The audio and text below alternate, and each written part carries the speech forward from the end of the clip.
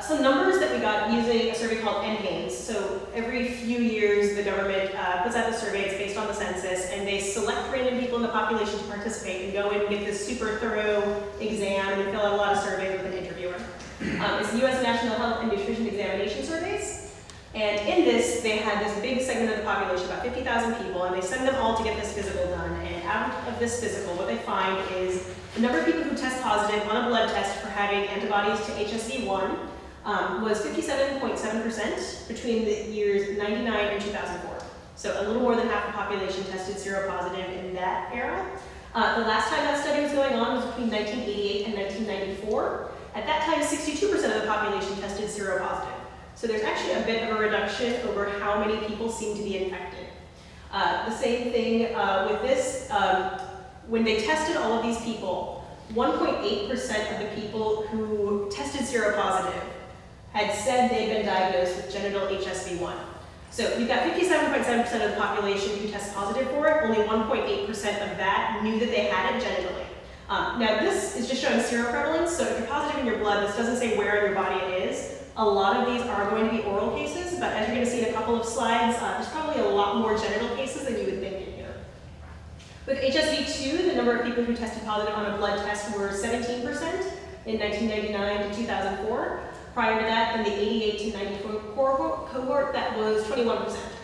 So out of that 17% who tested positive, they then asked them, okay, how many of you have ever been diagnosed with genital herpes? And only 14.3 of those who were infected knew that they'd been diagnosed in the past. So the figure that we've always heard about very few people who have herpes know that they have it is completely true. This is definitely holding true to that figure that we've seen. And the figure people often hear is somewhere between 10 and 20% of people who are infected know it.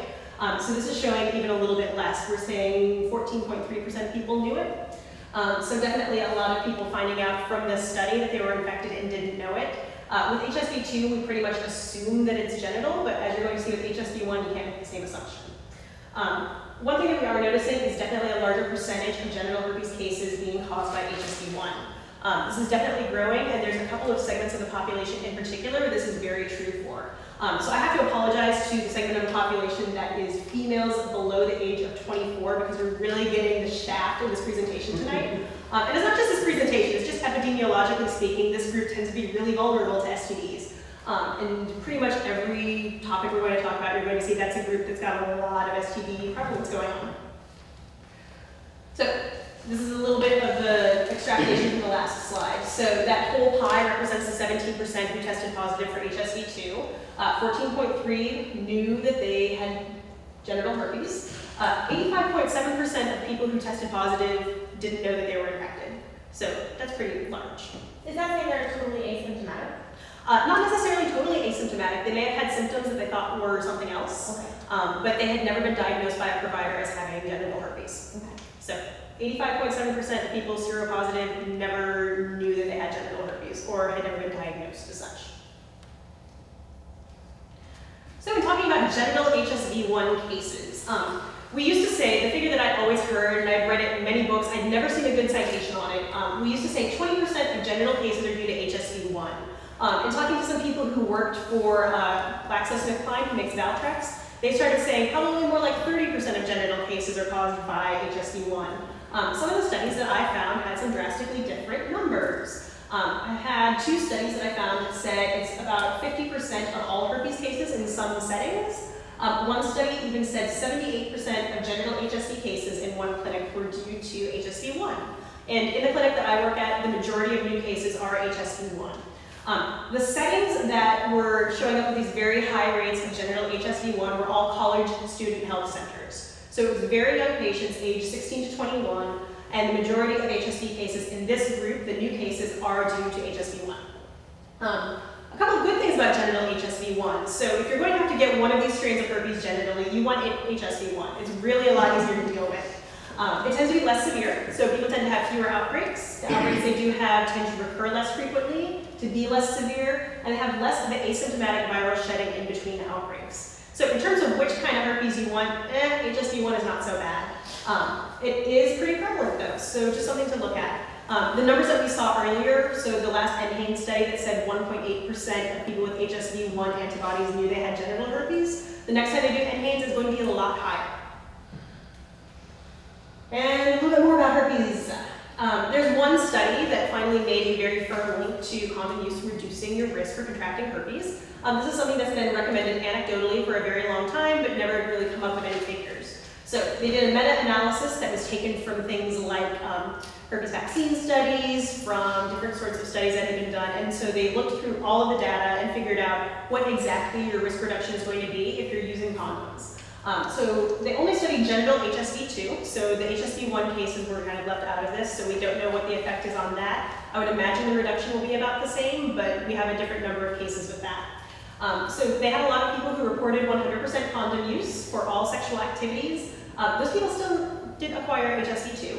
They had about 30% less risk than people who never used condoms. So they were just looking at sort of those two groups. They also did sort of pooling people, so in every 25 percentage block, they did get an extra amount of benefit. So the difference between people who are 0% users and 25% users is pretty substantial, 25 and 50 substantial.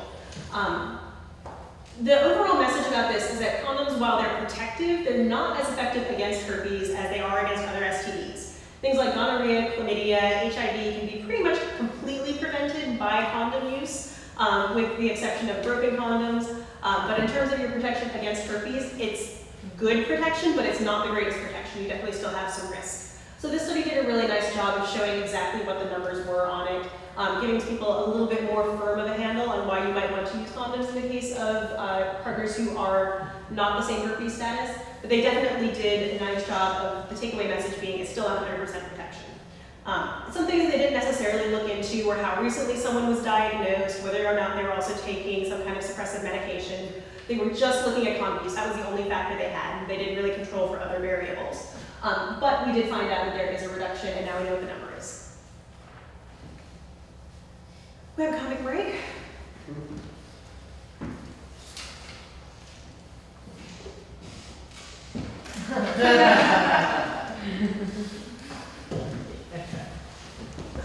All right, so herpes testing, really big question that happens on the STD search board and elsewhere. A lot of people want herpes testing as part of a general battery of STD testing. So we're going to talk about how likely that is to happen for you.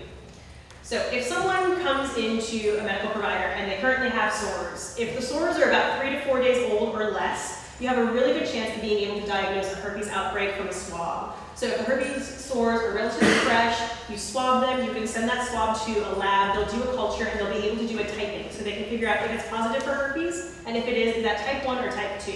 If the sores are any older than that, you might get a false negative. So it might come back as not positive for herpes, even though that was what was happening there. It's just they've healed up so much that you couldn't get enough virus on it to culture it. Another thing people often ask for is serological testing, blood testing. We would be able to take someone's blood, you send it to an outside lab, and it can tell if you're positive for one of those two antibodies or both antibodies. The big drawback of this is it does not tell you what the infection site is. This is really worrisome when we talked earlier about the increasing rates of genital HSV-1. This is making serological testing less and less useful for people. If someone comes up positive for HSV-2, it's pretty much assumed that it's genital. So if someone does come up with that, the chances of someone getting cold sores from HSV-2 is pretty low. It exists, but is low. So most providers will just assume that positive for HSV-2 means genital herpes. But you don't want to tell someone that if they show up positive for HSV-1 because you can't tell. With serological testing, about 93% of people who are infected with herpes develop antibodies 3 months after the infection.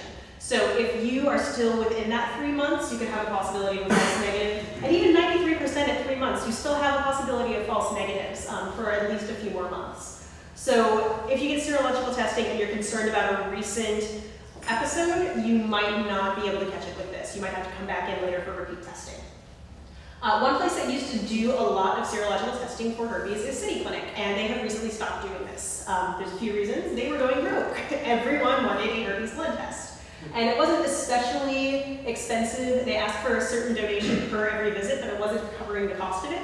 They were also coming up with so many people who were positive on this that they did not have the manpower to call every single person and counsel them about what their results mean. So a lot of people were getting tested there and had to go somewhere else to talk to another medical provider about how to interpret their results. So it's incredibly common, and if you don't have the person power to really counsel someone about what their results mean, they don't really have a meaningful result. A lot of people who show up positive on blood testing are never going to have an outbreak, never remember anything outbreak-like, don't really know how to handle it, don't really know how to talk to partners about it. So unless you've got a medical provider who can really work with you and talk about what your results mean, you might want to reconsider whether or not you really want a blood test. So do know that it's getting more difficult for people to get, and if you have someone who calls at the switchboard wanting to know where they can get it, City Clinic is only doing it under certain circumstances now, and a lot of medical providers are only doing it under certain circumstances and will not screen as a general rule with a blood test.